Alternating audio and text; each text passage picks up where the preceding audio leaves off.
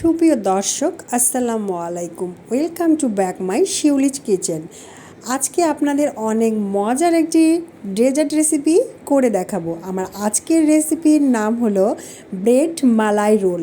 এটা দেখতে যেমন লোভনীয়, খেতেও ঠিক ততটাই সুস্বাদু। এটা অতিথি আপ্যায়ন থেকে শুরু করে যে কোনো উৎসবে এই ব্রেড মালাই রোলটা রাখতে পারেন।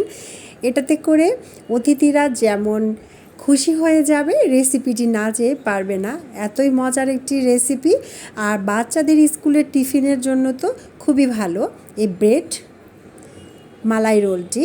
তো চলুন দেখে নেওয়া যাক আমি কিভাবে ব্রেড মালাই রোল রেসিপিটি আজ করেছি। আমার সাথে থাকবেন, যারা নতুন তারা অবশ্যই আমার চ্যানেলটি সাবস্ক্রাইব করে আমার পাশেই থাকবেন। তো আমি রেসিপি শুরু করার জন্য প্রথমে মালাই করে নেব। আর মালাইটার জন্য আমি এখানে 1 লিটার পরিমাণ দুধ প্যানে অ্যাড করে দেব। তারপর আমি 2টো সাদা এলাচ জাস্ট মুখটাকে একটু ফাঁক করে দিয়ে দেব সুন্দর একটা ফ্লেভার আনার জন্য। তারপর এটাকে অনর্গত নাড়তে থাকবো। মালাইটাকে আমি একেবারে ঘন করে ফেলবো। আর এই পর্যায়ে আমি 1 চামচ পরিমাণ চিনি অ্যাড করব। তবে আপনারা যদি এই চামচ না থাকে তবে কাপ দিয়ে আধা কাপ চিনি অ্যাড করবেন। খুব বেশি চিনি অ্যাড করা যাবে না, তাহলে দুধটা ঘন হয়ে গেলে খুবই মিষ্টি হয়ে যাবে।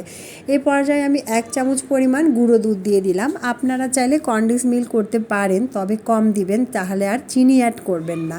দিয়ে এগুলোকে খুব ভালোভাবে অনর্গত নাড়তে থাকবো জাস্ট এটা যতক্ষণ ঘন হয়ে যাবে না। 1 কেজি দুধকে আমি এখানে হাফ লিটারে পরিণত করে নেব। তো এই সুপ্রিয় দর্শক, যে যেখান থেকে আমার ভিডিওটি দেখছেন আমার চ্যানেলটি সাবস্ক্রাইব করে অবশ্যই পাশে থাকবেন। আর আমি নতুন, একটু সাপোর্ট দেবেন, আমার ভিডিওগুলোকে শেয়ার করবেন। তো দেখুন দুধটা কেমন ঘন হয়ে গিয়েছে, ঠিক এভাবেই নাড়তে হবে। আর দুধ ঘন হয়ে গেলে এই পর্যায়ে আমি সামান্য স্যাফরন দুধে ভিজিয়ে রেখেছিলাম। তো এই পর্যায়ে আমি আবার অন্য একটি প্যানে 1 চামচ পরিমাণ ঘি দিয়ে দিলাম। আপনি চাইলে এখানে বাটারও দিতে পারেন আর মাখনও দিতে পারেন, তবে যদি দুটো না থাকে তেল দিয়েও করতে পারেন, কোনো সমস্যা নাই। এ পর্যায়ে আমি 1 বাটি পরিমাণ চালের গুঁড়ো অ্যাড করে দিলাম। আমি মালাইয়ের ভিতরে যে পুরটা দিব সেই পুরটাই এখানে তৈরি করতেছি। চালের গুঁড়ো আপনি চাইলে সুজি দিয়েও করতে পারেন। এ পর্যায়ে আমি হাফ লিটার দুধ অ্যাড করে দিলাম। সামান্য চিনি ছোটো চামচ দিয়ে 1 চামচ দিয়ে ঠিক এভাবেই এই পুরটাকে নামিয়ে নিতে হবে। খুব বেশি জাল দিলে এটা পরে পাউরুটিতে ভালোভাবে বসবে না, উঠে উঠে আসবে। আর এটা ঠান্ডা হয়ে গেলে কিন্তু গাঢ় হয়ে যাবে, তাই এভাবে আঠালোই নামিয়ে নিতে হবে। এটা আমি পাউরুটির ভিতরে ইউজ করব, এটা পুর। এখানে আমি একটা ব্রেড নিয়ে নিয়েছি। আর ব্রেডের এই চারপাশের যে অংশগুলো থাকে, কেউ বলে পুরা অংশ, কেউ বলে যে খয়েরি অংশ, যে যেটাই বলেন, এগুলো কেটে ফেলে দিতে হবে চারপাশে ঠিক এভাবে। তারপর আমি বেলনটা দিয়ে, যেটা দিয়ে রুটি বেলি, সেটা দিয়ে এটাকে আমি এভাবে একটু বেলে নিয়ে জাস্ট এটাকে বাড়িয়ে নিতে হবে যেন এটাকে আমি খুব ভালোভাবে ফোল্ড করতে পারি।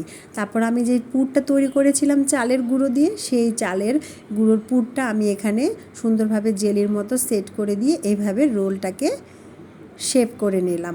প্রতিটি পাউরুটি আমি যে কটা পিস করব এভাবে করেই শেপ দিয়ে নেব।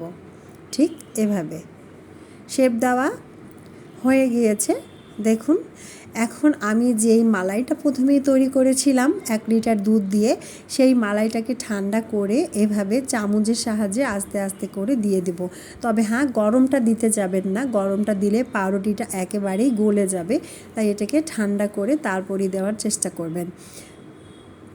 তারপর আমি একটু ডেকোরেশন করার জন্য এখানে কিছু চেরি দিয়ে দিয়েছি। আপনারা চাইলে যদি ঘরে আদার্স কিছু থাকে, কাঠবাদাম, পেস্তা বাদাম, সেগুলো ইউজ করতে পারেন, সমস্যা নাই। এটা অপশনাল, এটাকে স্কিপও করে যেতে পারেন।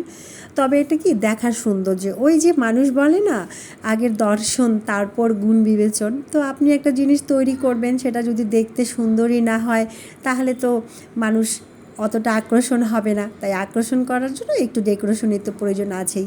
তো রেসিপিটি কেমন লাগলো, ভালো লাগলে অবশ্যই জানাবেন। আর ওর নতুন নতুন রেসিপি পাওয়ার জন্য অবশ্যই আমার চ্যানেলটি সাবস্ক্রাইব করবেন।